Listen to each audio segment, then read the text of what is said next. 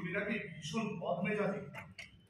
আমি ভাবছি চাকরিটাই ছিল ওই বাদুড়িয়ার ফার্মে ছোটখাটো কিছু একটা দেখে ঠিক বলে।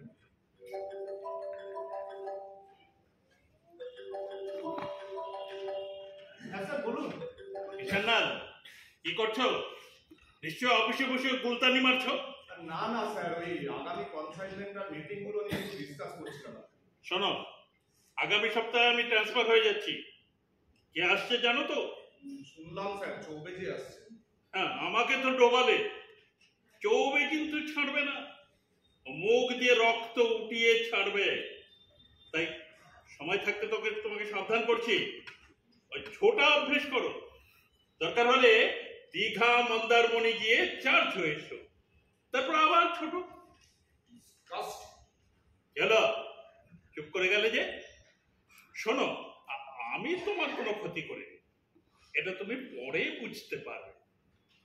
আর যাবার আগে একটা পার্টি রাখছি, অবশ্যই আসবে। আবার পালিয়ে যেও না যেন। পয়লা করে দিয়ে